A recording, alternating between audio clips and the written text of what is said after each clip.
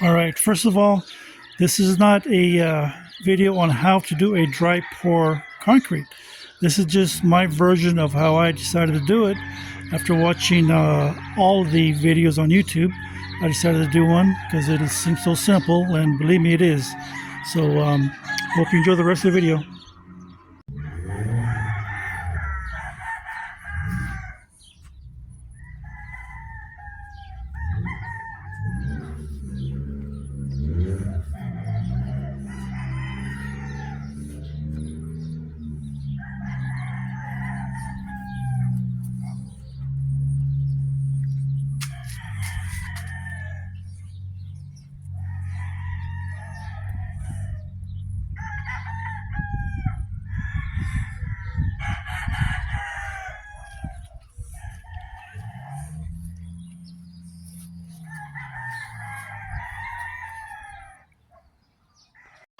Just a quick video on my dry pour. As you can see, I've already done this section here and this section here.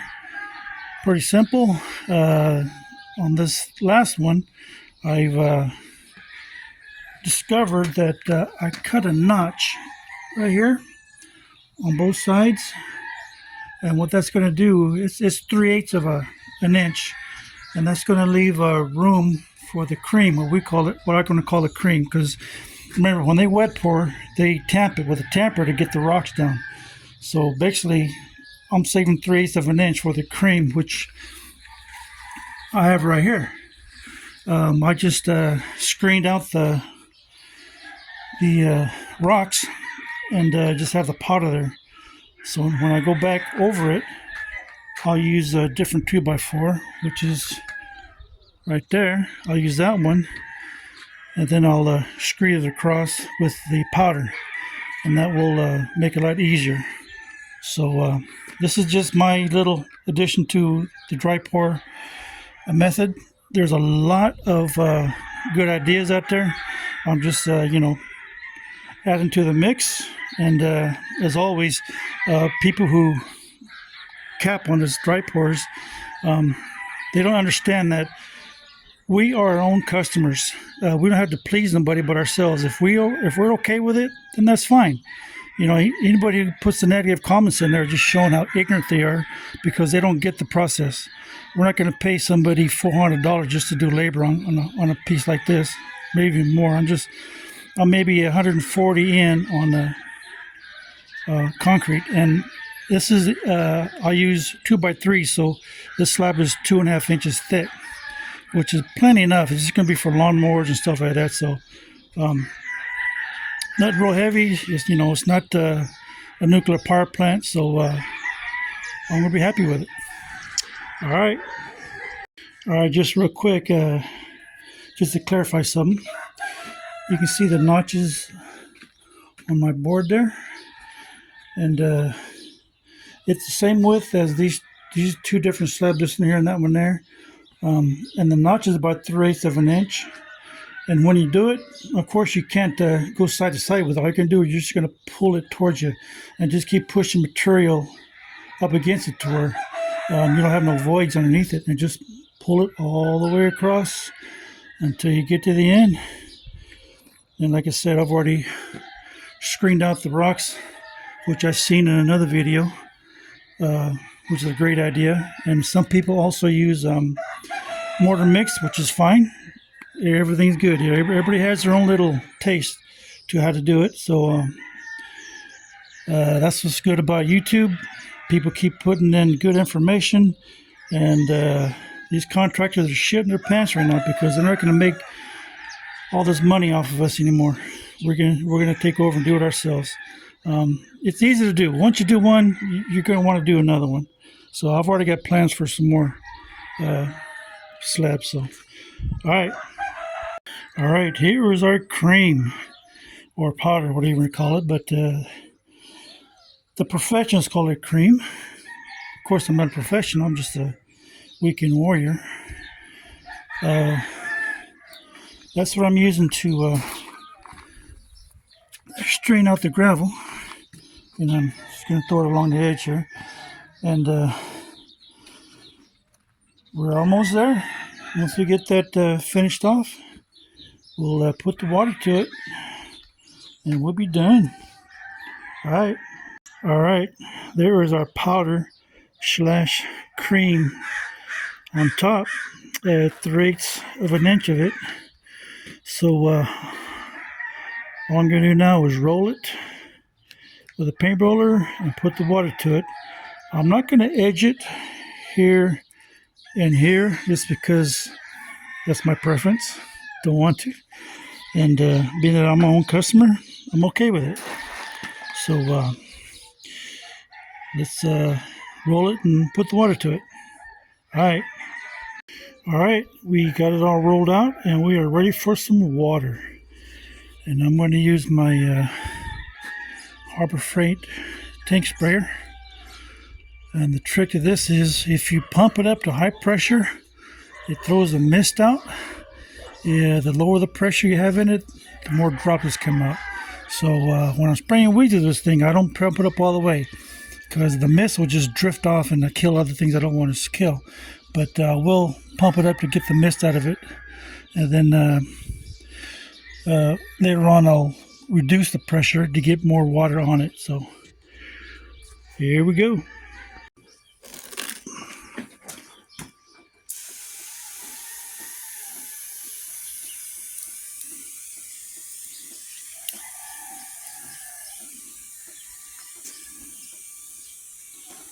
You see, that's just a fine mist coming out, which is what we want for our first part of the water. All right, there's our first misting. So I'll wait an hour and mist it again for a total of 3 times. Following the watering schedules is very important. I'm going to show you what an idiot I am. This is the first one I did here, and as you can see, there's cracking right here and some right here. And there's another one, but I think it was right here. Anyways, what I did was after the 3rd misting, I kind of got in a hurry and I put the heavy water to it right away, and it just soaked under it and started bubbling up. So I immediately stopped. I was able to push everything down, but it's solid now. This one and that one there was done Wednesday, and today's Saturday, so this is a Saturday job. And you can see they got progressively better. This is the best one, I think, because I did the offset on the wood with the notch. So anyways, follow the guidelines in the water. Don't get in a hurry like I did. I'm an idiot, so later. Okay, here we go. This is the results of my first dry pour. And first of all, let's give a shout out to Cajun Country Living, who started all this dry pour method. And also to all the other DIYers out there. DIYers, DIY, do-it-yourselfers. Okay. And especially all the women out there, too, who had the courage to upload their videos on their dry pours. And I've watched a lot of those videos to get the idea of how I want to do mine, because, of course, with that corner there, it's hard to do with a screed all the way across. So I was kind of at a bind. But anyways, got it done. And is it perfect? Of course not as perfect. I was, there's little imperfections in it, because my improper watering on this first one here, and dog prints and stuff like that. But also I was kind of in a hurry because it started to rain here in California again, and I was in between storms. I did these 2 first, and I had a series of about 3 storms come by. Then I did the middle one, and after that some more storms came by. So that's why I could have took my time and got it better, but it's okay for me. Like I said, we are our own customers. Now, next time I do it, I will do a mortar mix after, for the top layer of cream or powder, because it turned out to be cheaper then screening out all that, aggregate. So I would definitely do the mortar mix on top. The slab is 11 feet by 7 feet. Each one of those slabs is 44 inches, and that's about all I can handle because I'm well in my 60s, and my upper body strength isn't what it used to be because all my sports injuries I've done to myself throughout the years. So, plus being a one-man show, it's all I can handle. But I do believe I can do a 4 by 8 slab. This is 44 inches by 7 feet, so that's pretty close. But I do believe I can handle that. And now this 4 by 4 right here, I'm going to leave that there. That way, when I drive up on it with my my lawnmowers and my project vehicles, there's 2 of them right there I got to work on. There's a couple lawnmowers over there. It doesn't chip the edge along here, and no matter how you do it, wet pour or dry pour, you drive up on it, you're going to chip the edges. That's just the way it is. So I'm going to leave that 4 by 4 there just to give me something to a kind of cushion to get up on there. So anyways, hope you all find this video helpful. Thank you. Later.